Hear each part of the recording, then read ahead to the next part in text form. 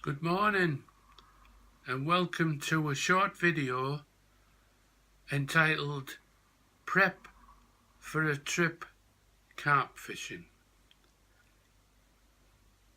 This is my personal preparation in advance of a day's carp fishing. I normally only go for the day, so bear with me. I would expect to get to the venue for gates opening and stay a full day until just before the gates shut. So dawn till dusk these days. My first preparation for the day's fishing is to use a weather forecast, and this will be to decide whether I'm preparing for a fine day or a rainy day in relation to all the tech I take with me: cameras, batteries, phones. Don't like the wet, so I would have to prepare in advance. Then I would phone the lake owner, Tom in this instance, and book on the lake. Tell him in advance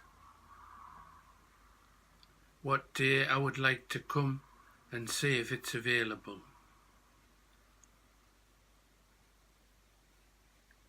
I would then, if everything's okay and I'm booked on,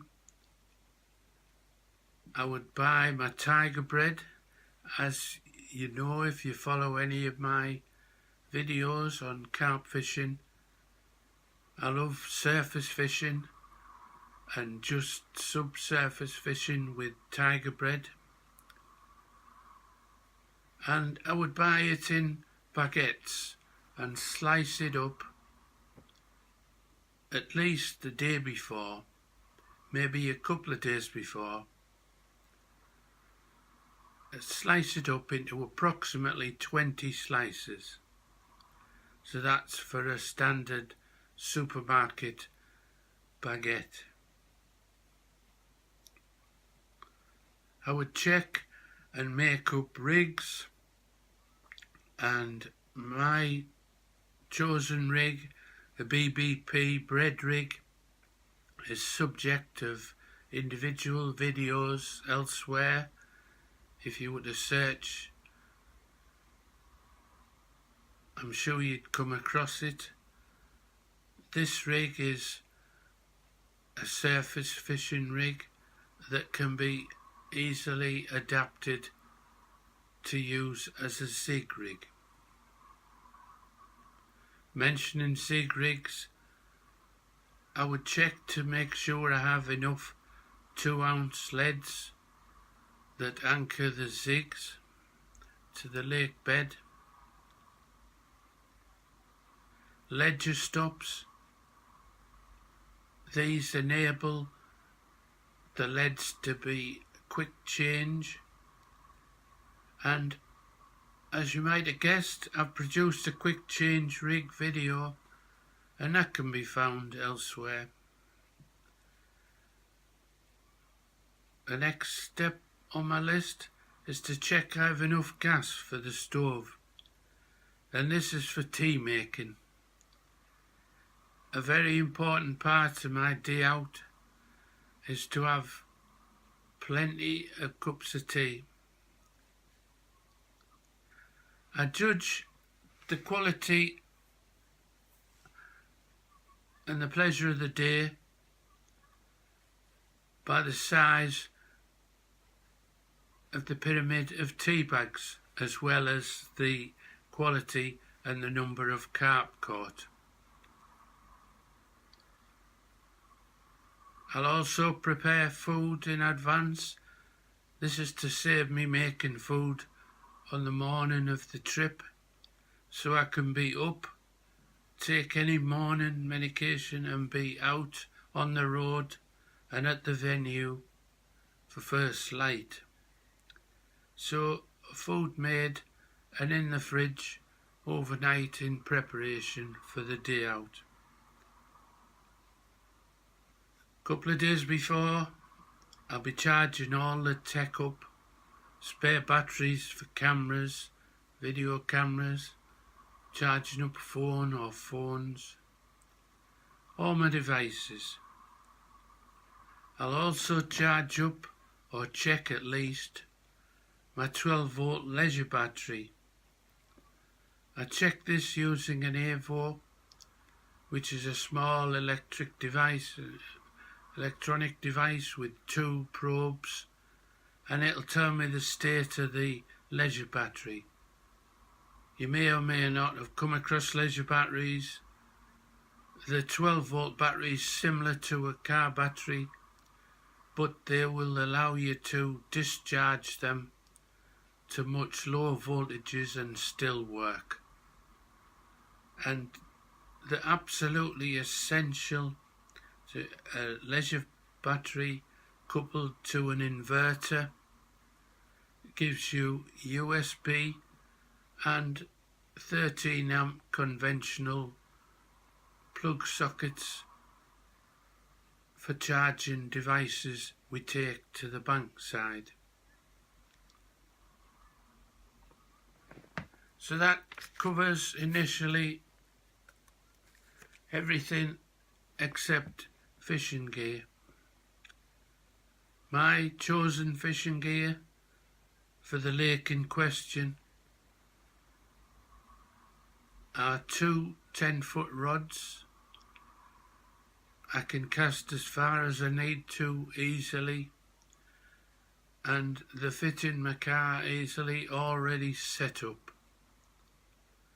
I would have attached to the rods my trusty Shimano 4000s bait runners. These reels, absolutely super reels, never let me down. Touch wood. I have spare spools with different line strengths on, but I mainly adopt 15-pound main line and 15-pound hook lengths. I have 2 landing nets, a medium and a large, for different size carp that I may catch throughout the day. A pop-up cradle for unhooking, and a couple of pairs of forceps. Why 2 pairs of forceps? Just in case I misplace one of them. Forceps are absolutely invaluable when unhooking a carp. The majority of times, with the hook length I use, a size 10 wide gape hook, the majority of the times the hook will easily come out. But on those occasions when you've heard me say in a video this was never going to come out, that's when the hook is firmly embedded and you need forceps for a quick removal. Other things I've found useful: a side table. This side table alongside my chair would have hook lengths, books, a phone, a place to put phones, etc., so you're not putting them on the floor. And it's an ideal table for that much needed cup of tea and any biscuits to dunk. I mentioned my chair. The chair is a Cypress chair with short arms. These short arms don't get in the way when you're working throughout the day, but they're an absolute boon when rising to your feet after a long day sat in a chair. So my recommendation for anybody of my age and infirmity is get yourself a chair with arms. The chair has been modified to have an attachment arm coming out the side, and it has two screwed, threaded arms attached on it for my vital arms. In my case, Delkim's Originals, trusty, use a 9-volt battery, lasts for ages. You can turn them right down so only you can hear them. You can set different tones. And as I use a rod tip up method, that's the rods pointing skyward with the butts on the ground and the tips pointing towards the sky, resting on the vital arms. As I use that method,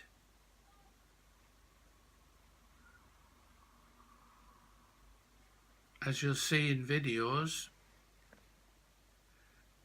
I use a lot of indication from the rod tips for the tentative takes that a carp might use when approaching your bait.